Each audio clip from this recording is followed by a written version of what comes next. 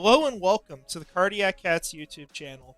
I'm your host, Jacob Shorba, and today I kind of want to have a specific discussion regarding the 2025 NFL Draft and one of the scenarios Jacksonville could find itself in, and a player that I think has been polarizing for the fan base in regards to the potential prospect the Jaguars could target. And I just want to approach this from I think an undetermined mindset going. And I have thought about this a lot, but I think there's arguments for and against it. And the guy we're talking about, I'll make this clear because I technically haven't said his name. But we're talking about Boise State running back Ashton Jeanty. And if you don't know Ashton Jeanty, if you don't watch Boise State games or anything, you probably think I'm like insane right now and something's wrong with me. You might still think I'm insane and something's wrong with me regardless. But Ashton Jeanty is currently one game away from breaking Barry Sanders' all-time college rushing record for a season, given they got more games now. But he's having an incredible year. He's a guy actually born in Jacksonville, Florida, grew up for a little bit here, went overseas to Naples, Italy, and I think ended up coming back to Virginia and now lives in or has his family situated in Texas. So he's kind of been all over the place, but actually a Jacksonville guy who has really taken the college world by storm and is a Heisman finalist this year. And actually, for me, would be the guy I think should win it, although it is a ridiculously close race, right? No disrespect to anyone. But I want to have a conversation about it. Because, well, it's really easy to just, sprint down to the comments section right now, tell me I'm stupid, and go from there. I think this is more complicated than what people make it. Because, well, you could just say, our team sucks, this is stupid, running back is a devalued position, why would we spend a high pick on this when we have no offensive line, we have bigger needs, and all that stuff, right? A bunch of the general reasons you get. Or maybe you just don't even think Ashton Jeanty's good. I don't think that is the case for most people, but there are also people out there who don't think Travis Hunter's any good, so I wouldn't be too surprised to get some of those responses. But we're going to talk about this, right? And we'll give an argument for and against, really, this decision. Now, starting off, do I think this is something Jacksonville does? I don't know, but I don't think so. And it's a very specific situation because we're not coming in here saying that this is your top choice of every player in this class, okay? Want to get that out of the way. Travis Hunter is my top guy. There's no debate for me about that. He is the top prospect I have. Looking at my current big board, which I need to rewatch a lot of the first round guys because I feel like I've gotten kind of stale on most of them and haven't watched enough of their games recently to re-rank. I have Travis Hunter at number 1. I have Abdul Carter at number 2. That's been my top 2 for a long time now. Will Johnson at number 3, and I have Ashton Jeanty at number 4. Those are my blue chip grades. Mason Graham, he is a name that when I rewatch him, probably goes up to blue chip. He might be above Ashton. It's super close there. You can kind of make the same argument against both of them, though. Talking about do you already have players at that position? But it goes beyond that, right? That's not all that matters here. And then you got some other names. Some people might have high. Tetsuo McMillan. I think a lot of people like him, and he's a great receiver. Right, and you got some names that are kind of down a tier that I really like, but still, I wouldn't put them in that same category. And so it starts to become a matter of positional value. I think at that point, Josh Simmons was another player I love. Unfortunately, I don't think he goes high just because of the injury. And while Jacksonville isn't going to be picking a player like that, I hope for his sake he goes relatively high in the draft because he was on track to be OT1. But here's your context. He's 4th on the board. There is a world where with Jacksonville's very easy schedule and with the head coach and the GM fighting for their jobs right now, that we could see the Jaguars fall further than number 5. And this video is specifically for that circumstance. It is not me saying we're taking Ashton Jeanty at number 5. I wouldn't do that. It'd be a very specific way the board would have to fall. And it's not going to fall that way because 2 quarterbacks are going probably at number 1, number 2. But here's a draft order for how things could turn out, right? If you win 2 more games and just predicting for some of these other teams, you could be down to number 9 in this. I mean, you could be even lower potentially, but that's about where I had us landing. So it's possible Jacksonville kind of spirals down the draft board. And it's the unfortunate thing of this year that there are really a lot of teams that are losing games, losing a ridiculous amount of games. It's very top heavy, it's very bottom heavy for the draft. So Jacksonville could very quickly continue to tumble. They went from 1 to 5, it could be 5 to 9. So if you're in that situation, right, this conversation could very quickly change. Because instead of, what would be at number 5, a conversation of, maybe it's, oh gosh, Abdul Carter could be there. He shouldn't be. But let's say it's maybe Will Johnson, right? You're talking about Mason Graham, a Tetero McMillan. If you're falling to pick number 9, I would bet all those players are gone. And so maybe this is now a conversation of, would you take Ashton Jeanty over, for me, would be, a Josh Simmons, a Nick Scourton, or a Benjamin Morrison. And for me, it would be a yes, depending on how Jacksonville really plans to utilize the player. And that's a part of this that's very important, because people are going to go very quickly to the reasoning of, well, Ashton Jeanty may have been super productive in college, but our offensive line isn't, right? We have problems on the offensive line. We're not a great run-blocking offensive line. We'll actually take a look real quick here at where they rank this season, just to get an idea. Right now, Jacksonville is 26th in run blocking. It's been like this for a long time. I remember one of our videos earlier this year, we went through all the seasons. I think it was a live stream. And they are consistently in the 20s, and usually deep in the 20s. So this has been an area that's never been an emphasis for this team. And I'll tell you what, if it's Trent Baalke running this show again next year, I don't think you're making this pick. I don't think there's any way. For one, he doesn't have 36-inch arms. But two, he's not going to do it to support Ashton Jeanty in the run game. That's the big caveat that comes with this, and one of the many conversations you can have, because if you're going to invest in a top running back, you have to be able to support that player. So take Saquon Barkley, for example, who last year and all his time with New York, he had some good moments, right? He had some really good seasons, but generally struggled later on and did not have enough support from the team. Was not getting the blocking he needed, wasn't reaching his full potential. He then goes to Philadelphia, where he gets what was really a steal of a contract. And now he's incredible. Now he's just killing it there. He's arguably the best running back in the league right now. There's a lot of guys you could argue that for. But Saquon is having a career season with Philadelphia because he has the support system for him to be successful. That is the caveat, because you cannot draft a running back this early without a serious plan to utilize that player, because that's how you get your value out of it, and you can sit here and say, this was a good draft pick.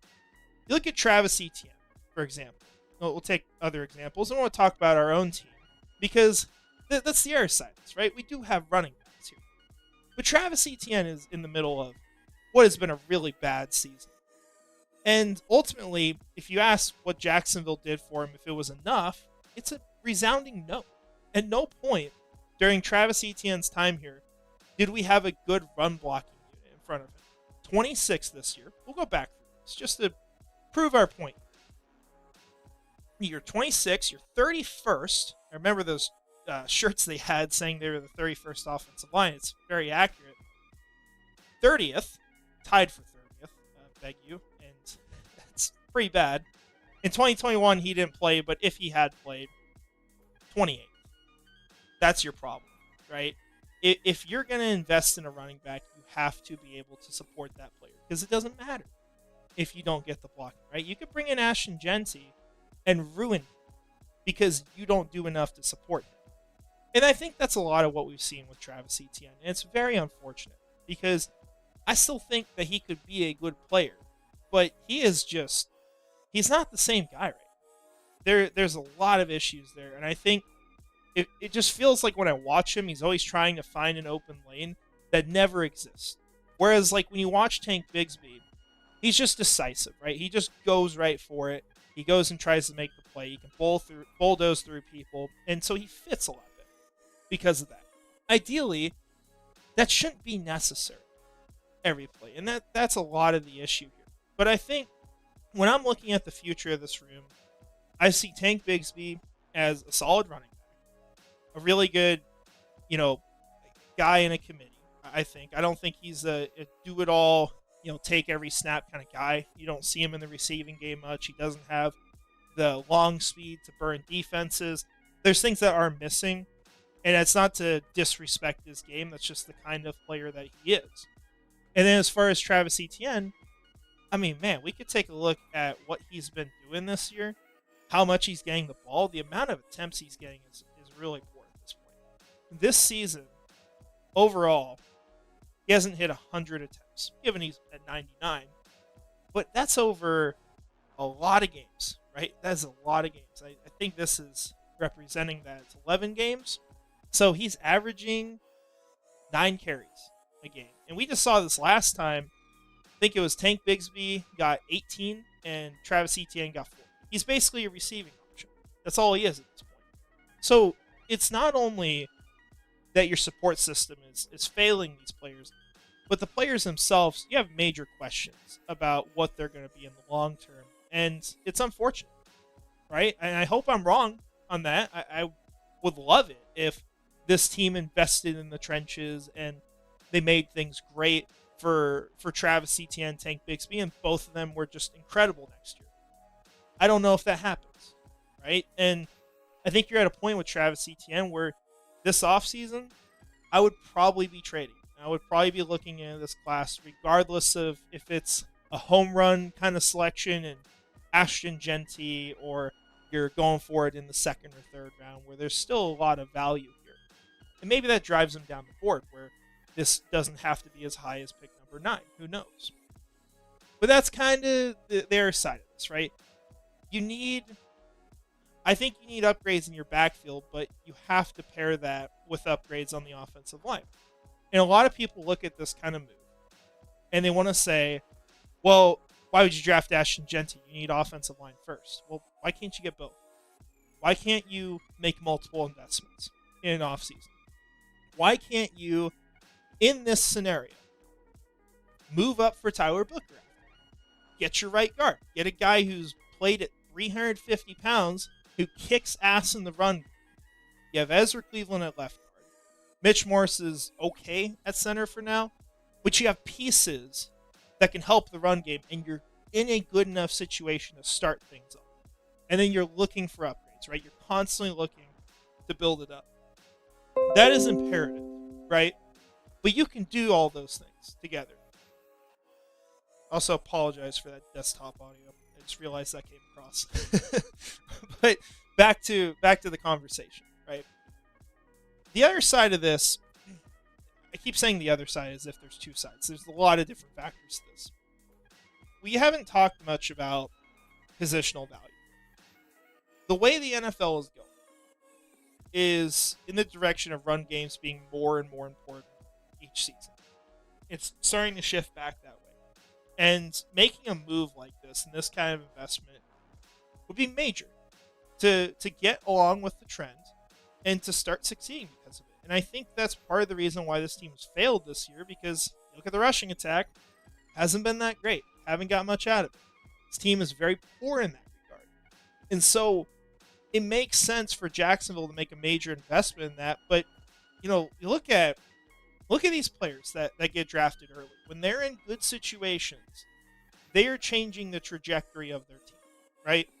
Would you argue that the Eagles would be the exact same team without Saquon Barkley? There are wins getting added because of that, right? Very clearly. You could have a legitimate conversation about how many wins an Ashton Jeanty adds versus a Nick Skowronson, right? Or a Benjamin Morrison. You could even try to make that argument against better prospects. But if you do things right, and you put the emphasis into the offensive line along with this, this and you make that commitment, I think this is a solid pick. And make this clear again with Ashton Jeanty. We are not talking about a normal first round running back. You're not talking about a Najee Harris, Travis Etienne draft class. Which, to be fair, like I said with that Travis Etienne, did not get the amount of support he should have gotten. But this is an incredible player. And for me, the best running back that I have scouted in my time. Maybe that's some recency bias against Bijan Robinson in the first year in drafting him in fantasy football. I'm not going to lie, that's probably part of it. But Jeanty is that type of player. And I think he belongs in that group. And people may argue that, oh, he's not a receiving back. Well, go watch 2020. It's like all he did. You just don't have a reason to do it now because he'll just, kill everyone rushing the ball. So why would you throw it to him? It's not really necessary. But ultimately, I just want to make an argument for this because I think it's an interesting idea. I think it's a fun idea. And some people will hate it. I know we'll get comments on this video with that. That's okay. But ultimately, I respect opinions as long as you can defend them. And that's what we're doing. Making an argument for this. Once again, it's not my top option. It's not my first priority. But I am personally someone that values the run game. I think that things start in the trenches when you're building a team. I think it's important to have a dominant unit, have a unit that makes the air side just want to quit the game, want to get out of there, is going to physically impose their will on them. And the type of runner that Ashton Jeanty is, if you put him behind an offensive line like that, a vicious, ferocious type of runner who will knock people over every single play and has the speed to pair with it. Incredible acceleration to Jeanty's game. He has that, right? All-around running back who's built to fit that kind of offense. Imagine what that would do with Trevor Lawrence. To give him a great rushing attack. You have Brian Thomas Jr. here. You're opening things up for him because you cannot just stack the box against Jeanty, right? You have to worry about Brian Thomas Jr. as well. And when you start to pair these things together, the offense starts functioning. So I could probably mention some other points. That's my argument for this. But I'm curious what people think. It's a lot of polar opposites is what I'm seeing. There's people that are in love with the idea. There's people that think it's the worst idea ever. And we'll just leave it there, right? It's fair.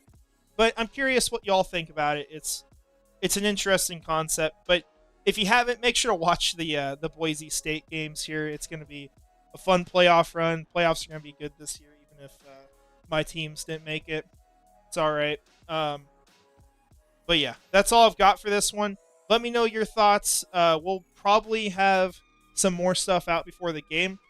One thing I'll throw out there, if you guys would like a video, which I would have to do a lot of planning for this, but if you'd like a team building video. So talking about the philosophy of how we think a roster should be constructed, just things that I've learned, and just a general discussion of that. Something I would be interested in, but I want to know that you guys would be. So if that's something you'd like to see, let me know. But that's all I've got. I want to shout out our channel members, Premier Seer 904, Mr. Dolphin, Scrubber Ducky 500, and Brian Foster. Appreciate all your support, and we'll see you guys in the next one. Finally, go Jags.